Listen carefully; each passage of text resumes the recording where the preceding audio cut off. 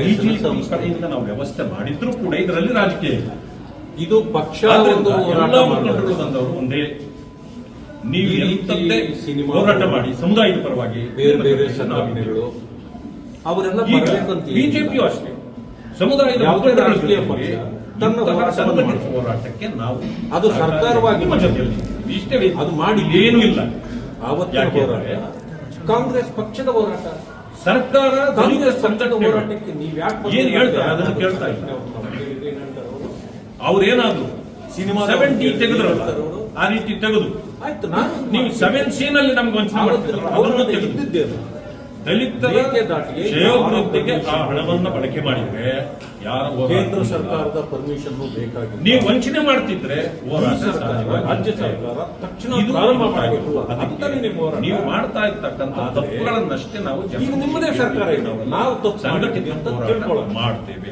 Permission ಈ budget ನಲ್ಲಿ ನೀವು ಬೇಕಾಗಿಲ್ಲ ಅಂತ ಹೇಳಿ ₹1 ಕೂಡ ನೀವು ಪರ್ಮಿಷನ್ ಯಾವುದೇ ಕಾರಣಕ್ಕೂ ಹಣ ನಾವು ಅವತ್ತು ಹೇಳಿದ್ರೆ ಸುಳ್ಳಾಗ್ತಿತ್ತು. ಮಾಡಿದ್ರೆ ಈಗ ಸತ್ಯ ಮಾಡಿ ತೋರಿಸಿ ಕಾನೂನನ್ನ ಪರ್ಮಿಷನ್ ಬೇಡ ಕಾನೂನು ಇದನ್ನು ಕೂಡ ಬಳಕೆ ಮಾಡಿ ಈ ಸರ್ಕಾರವನ್ನು ಕಟಕಟೆಯಲ್ಲಿ ನಿಲ್ಲಿಸೋ ಕೆಲಸಕ್ಕೂ ಕೂಡ ನಮ್ಮೆಲ್ಲ ಸಂಘಟನೆಗಳು ನಾವು ಸಿದ್ಧರಾಗಿದ್ದೇವೆ. ಇವತ್ತು ಬಂದಿರತಕ್ಕಂಥ ಅನೇಕ ಮುಖಂಡರಿದ್ದಾರೆ. ನೀವು ಅವ್ರನ್ನ ಯೂಶಲ್ಸ್ ತಗೊಳ್ಳಿ. ಈಗ ಈ ಮುಖಂಡರು ನಾನು ಮಾತ್ರ ಹೇಳೋದಲ್ಲ, ಆ ಮುಖಂಡರ ಮಾತುಗಳನ್ನು ತಾವು ಕೇಳಿ. ಈ ಸಿನಿಮಾ ತಾರೆಯರು ಕನ್ನಡದ ಕಲಾವಿದ ಯಾವ ಪಕ್ಷದ ಗುಲಾಮರ ಸಂಕಷ್ಟದಲ್ಲಿದ್ದಾರೆ. ನೀವು ನೆಟ್ಟು ಬೋಲ್ಟು ಟೈಟ್ ಮಾಡೋದು ಅಥವಾ ನೆಟ್ಟು ಬೋಲ್ಟ್ ಯಾರೋ ಮಾಡ್ತಾರೆ. ಬಟ್ ಎಲ್ಲರ ಪರಿಸ್ಥಿತಿ ಆ ನೆಟ್ಟು ಬೋಲ್ಟ್ ನಿಮ್ಮ ಕಾಂಗ್ರೆಸ್ ಪಕ್ಷದ ಒಳಗಡೆ ನಡೀತಾ ಇದ್ದಾರೆ.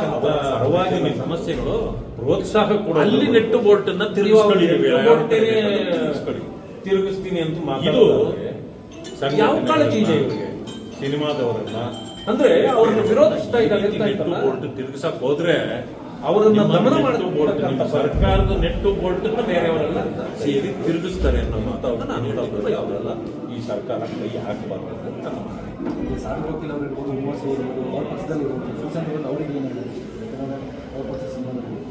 ನೋಡಿ. ಈ ಸರ್ಕಾರದ ವಿಚಾರವನ್ನ ಸೀರಿಯಸ್ ಆಗಿ ತಗೊಳ್ಳೋದು ಬೇಡ.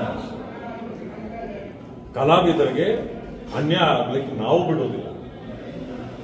ನಮ್ಮ ಪಕ್ಷ ಯಾವಾಗಲೂ ನಿಮ್ಮ ಪರವಾಗಿರ್ತದೆ. ಅಂದ ತಕ್ಷಣ ನೀವು ನಮ್ಮ ಪಕ್ಷಕ್ಕೆ ಸಪೋರ್ಟ್ ಮಾಡಿ, ಇಲ್ಲ ಅಂದ್ರೆ ನೆಟ್ಟು ಬೋಲ್ಟ್ ತಿರುಗಿಸ್ತೀವಿ ಅಂತ ಹೇಳೋದು ಮಾಡಿ. ನಾಳೆ ಪ್ರತಿಭಟನೆ ಇದೆ. ನಾಳೆ ಬೆಳಗ್ಗೆ ಇವತ್ತು ಗವರ್ನರ್ ಕೆಲವು ವಿಚಾರಗಳನ್ನು ವಾಪಸ್ ಕಳಿಸಿದ್ದಾರೆ. ಇದರ ವಿರುದ್ಧವಾಗಿ ಸರ್ಕಾರ ಅವರ ಅಧಿಕಾರವನ್ನೇ ಮೊಟಕುಗೊಳಿಸ್ತಕ್ಕಂಥ ಇದು ಸಂವಿಧಾನದ ವಿರುದ್ಧವಾದ ನಡೆ. ಮಾತೆತ್ತಿದ್ರೆ ಸಂವಿಧಾನದ ಬಗ್ಗೆ ಮಾತಾಡ್ತಕ್ಕಂಥವ್ರು, ಬಾಬಾ ಸಾಹೇಬ್ ಅಂಬೇಡ್ಕರ್ ಅವರ ಬಗ್ಗೆ ಮಾತಾಡ್ತಕ್ಕಂಥ ನೀವು ಸಂವಿಧಾನಕ್ಕೆ ಯಾವ ಗೌರವ ಕೊಡ್ತಾ ಇದ್ದೀವಿ? ಗವರ್ನರ್ ಹುದ್ದೆ ಸಾಂವಿಧಾನಿಕ ಹುದ್ದೆ. ಸಂವಿಧಾನವನ್ನು ನೀವು ಗೌರವಿಸೋದಾದ್ರೆ ಗವರ್ನರ್ನು ನೀವು ಗೌರವಿಸಲೇಬೇಕು. ಅವ್ರು ಏನು ನಿಮ್ಮ ಬಿಲ್ಗಳನ್ನು ವಾಪಸ್ ಯಾಕೆ ಕಳಿಸಿದ್ದಾರೆ ಅಲ್ಲಿ ಕಾರಣ ಇರ್ಬೋದು.